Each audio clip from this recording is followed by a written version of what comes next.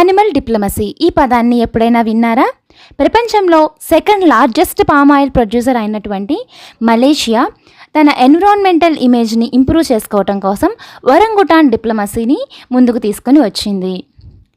ఇందులో భాగంగా మలేషియా ఒరంగుటాన్స్ను ఎవరైతే తమ దగ్గర పామాయిల్ని పర్చేస్ చేస్తారో వారికి ఇస్తుంది అనమాట.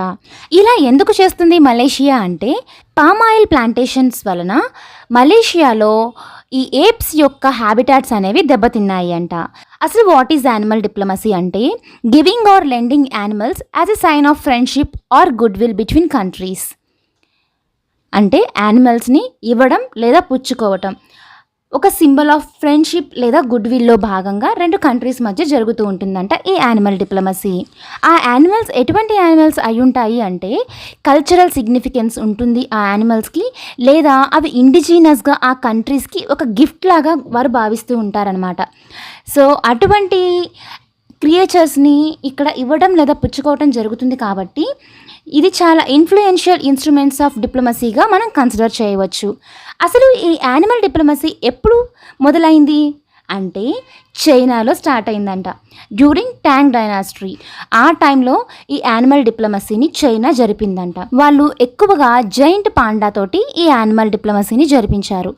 సో చైనా యొక్క పాండా డిప్లొమసీని ఇన్స్పిరేషన్గా తీసుకున్నటువంటి మలేషియా పామాయిల్ ప్రొడక్షన్ వల్ల ఏదైతే ఈ ఏప్స్కి డ్యామేజ్ జరుగుతుందో దాన్ని పూడ్చుకోవాలి అని అనుకుంటుందన్నమాట.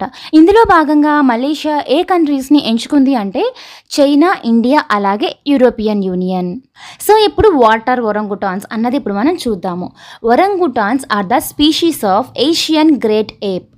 ఇవి ఎక్కువగా రెయిన్ ఫారెస్ట్లో south east Asian islands of Sumatra and బోర్నియోలో ఉంటాయంట. వీటికి కాగ్నిటివ్ ఎబిలిటీస్ చాలా ఎక్కువగా ఉంటాయి when compared to gorilla and chimpanzee.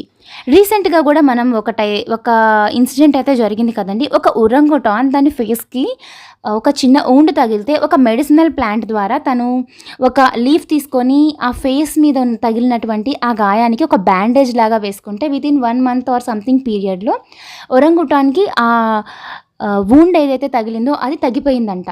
So అంటే ఈ ఒరంగుటాన్స్కి మెడిసినల్ ప్లాంట్స్ని యూజ్ చేయవచ్చు అని కూడా తెలుసు. సో వీటికి కాగ్నిటివ్ ఎబిలిటీస్ ఎక్కువ అని కూడా ఇంకొకసారి ప్రపంచానికి తెలిసింది ఆ వీడియో ద్వారా అని మనం చెప్పుకోవచ్చు. అండ్ ఇక్కడ మరొక ఇంపార్టెంట్ విషయం ఏంటంటే, all 3 species of orangutan are listed as critically endangered under the International Union for Conservation of Nature IUCN red list.